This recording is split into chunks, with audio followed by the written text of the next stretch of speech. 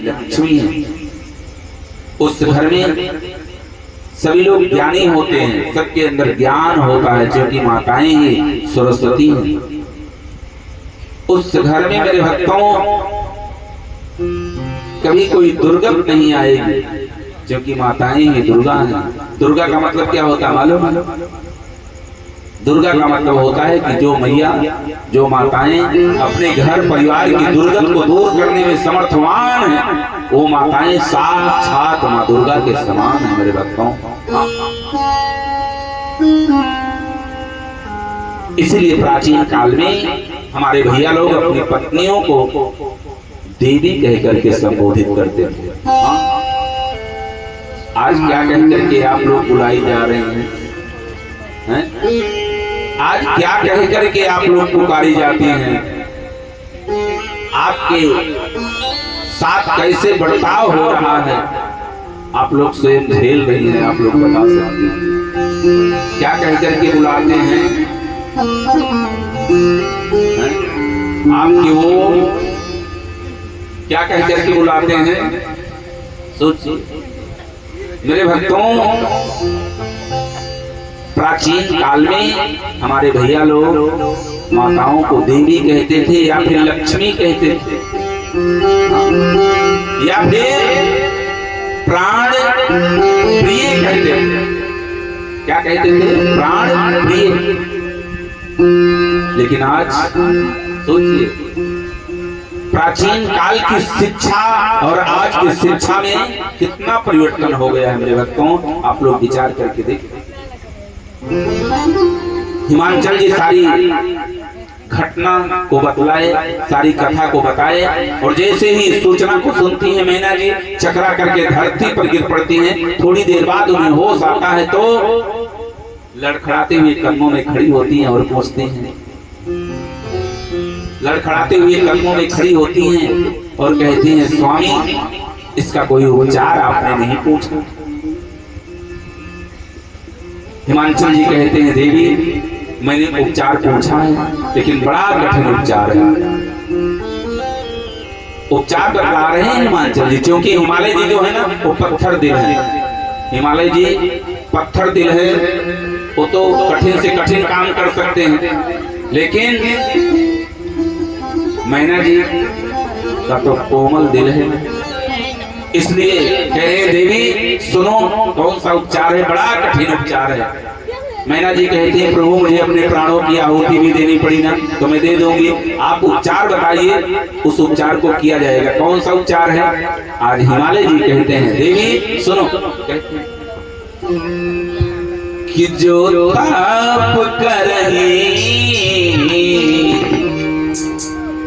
कुमारी तुम्हारी, जो ताप करही कुमारी तुम्हारी, जो ताप करही कुमारी तुम्हारी, जो ताप करही कुमारी तुम्हारी,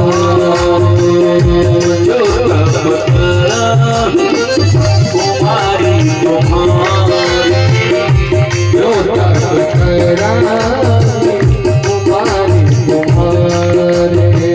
भाभी वनेती जगन के पुरारी, भाभी वनेती जगन के पुरारी, भाभी वनेती जगन के पुरारी। इस तरीके से हिमालय जी कहते हैं, देवी अगर आज से ही अपनी बिटिया माता पिता को छोड़ करके, घर परिवार को छोड़ करके, समाज को छोड़ करके, नात पात को छोड़ करके, हित मित्र को छोड़ करके, सभी का त्याग करके और जाकर के तपस्या करने लगे, तप करने लगे, तो हो सकता है महादेव इसकी भाग्य रेखा को परिवर्तित कर दें, चेंज कर दें, क्योंकि ये अथॉरिटी महादेव के पास है। आज छोटी सी कन्या,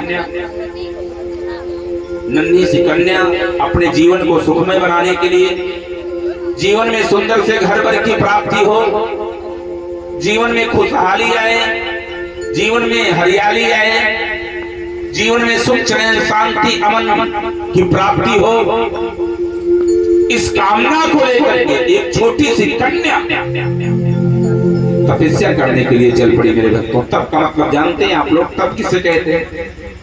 हर प्राणी के जीवन में तप होना चाहिए, हर व्यक्ति को तप करना चाहिए। तप का मतलब जानते हैं क्या होता है? तप में दो शब्द हैं, ता और पा। ता से होता है त्याग, पा से होता है परिश्रम। जो भी व्यक्ति जिसके जीवन में तप आ जाता है, जो तप करने लगता है, हर वस्तुओं की उपलब्धि उसके जीवन में प्राप्त हो जाती है। मन में कामना को धारण करके, लक्ष्य को बना करके तप करना प्रारंभ कर दो। बाल अवस्था से अगर तप करना शुरू कर दिए, मन में लक्ष्य बना करके कि हमें आईएएस बनना है, हमें पीसीएस बनना है, तो मेरे भक्तों आप उस लक्ष्य को पूर्ण करने के लिए कोई भी रोकना चाहे तो कोई रोक नहीं सकता। स्वयं नारायण भी आ जाए तब भी नहीं रोक सकते, उनको भी आपके सामने झुकना पड़ेगा। लेकिन आजकल हम लोग तप करना ही नहीं चाहते, त्याग करना ही नहीं चाहते हैं किसी वस्तु पर। और परिश्रम करना ही नहीं चाहते हैं, फोकट में मिल जाए, और फोकट में आज के समय में कुछ मिलता नहीं है। हर वस्तु आपको प्राप्त करने से पहले बलिदान मांगती है, त्याग मांगती है। और हम लोग त्याग करना नहीं चाहते हैं किसी वस्तु को, परिश्रम करना नहीं चाहते हैं, खाली लेना चाहते हैं। तो कैसे? यही कारण है कि आज लोग ठोकर खा रहे हैं, दर बदर भटक रहे हैं, बेरोजगारी बढ़ रही है। यही सब कारण है मेरे भक्तों।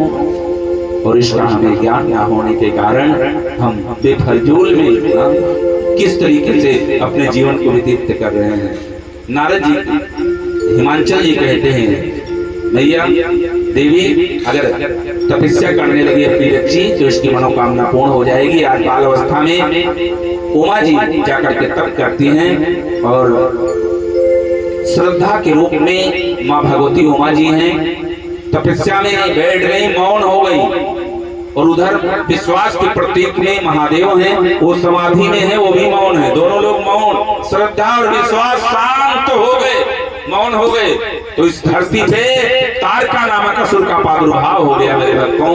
दैत्य गुरु शुक्राचार्य जी के आश्रम में जाकर के तारका नामक असुर समस्त विद्याओं में परिपूर्ण होकर के और गुरुदेव के आदेशानुसार ब्रह्मा की स्तुति की और ब्रह्मा से अमरता का वरदान प्राप्त करना चाहा। ब्रह्मा जी कहते हैं, पितामह कहते हैं, दैत्यराज मैं आपको अमरता का वरदान देने में असमर्थ हूं, क्योंकि मैं स्वयं अमर नहीं हूं, तो आपको कहां से अमर कर सकता हूं। लेकिन तुम्हारी तपस्या इतनी कठिन है कि मैं वरदान देने के लिए मजबूर हूं। इससे कोई मिलता जुलता कोई दूसरा वरदान मांगो। तारका नामक असुर कहता है, ठीक है पितामह, आप मुझे अमरता का वरदान देने में असमर्थ हो, नहीं दे सकते हो, तो मेरी मृत्यु हो तो महादेव के पुत्र के द्वारा हो। ब्रह्मा ने कहा तथास्तु, ऐसा ही होगा। वरदान देकर के चले गए और ऐसे वरदान को पा करके तारका नामक असुर आतंक का ध्वजा पूरे तीनों लोकों में फहरा दिया मेरे भक्तों। सभी को कष्ट पहुंचाने लगा, देवी देवता को, संत महात्माओं को, विप्रों को पीड़ा पहुंचाने लगा। चारों तरफ अधर्म का बोलबाला होने लगा, अधर्म की स्थापना होने लगी, धर्म समाप्त होने लगा मेरे भक्तों। इस तरीके से सभी लोग भयभीत रहने लगे। देवी देवता, संत महात्मा सभी लोग छुपा करके रहने लगे, डर के रहने लगे। और इधर समय का अंतराल आता है, आकाशवाणी होती है देवताओं के समीप आकर के कि हे देवजन, आप लोग व्यर्थ में चिंता मत करो, जाकर के महादेव को जगाओ। और जब महादेव जग जाएं तो उन्हें पाने के लिए हिमालय नगरी में एक कन्या तपस्या कर रही है, उसके साथ महादेव का विवाह करवाओ। और जब विवाह के उपरांत महादेव के तेज से पुत्र रक्त की प्राप्ति होगी, उसी के द्वारा इस तारका नामक असुर का वध होगा। इस बार इसे मैं भी नहीं मार सकता हूँ। आकाशवाणी के वचनों को सुनकर के सभी देवी देवताओं को बड़ी सुकून, बड़ा शांति प्राप्त हुई और सभी लोग जाकर के एक बैठक बुलाए और देवराज इंद्र कामदेव को आदेश दिए जाकर के महादेव को जगाओ। कामदेव पहले तो हाथ जोड़ लिए, लेकिन राजा का आदेश है तो पालन करना ही है। अपने फौज को लेकर के कामदेव महादेव के समीप पहुंचे, नाना प्रकार के प्रपंच किए, अपने पावर को बढ़ाते जा रहे हैं। पूरे संसार की बड़ी विचित्र स्थिति हो गई, लेकिन महादेव के ऊपर कोई प्रभाव नहीं पड़ रहा है। तब कामदेव अपनी धनुष बाण लिए और महादेव के तीसरी नेत्र पे अपना निशाना साध दिए। जैसे ही निशाना बनाए, उसी समय हमारे महादेव अपनी तीसरी नेत्र खोल दिए। कामदेव जल करके राख हो गया। रति जी आकर के करुण क्रंदन करने लगी, विलाप करने लगी। कामदेव की धर्म पत्नी महादेव आते हैं, रति जी को समझाते हैं, देवी रोना बंद करो, तुम्हारे पति अमर हैं, उन्हें कोई मार नहीं सकता है। वो आज से बिना शरीर के ही सारे संसार में व्यापेंगे और ये जो तुम्हारे पति के शरीर का जो राख है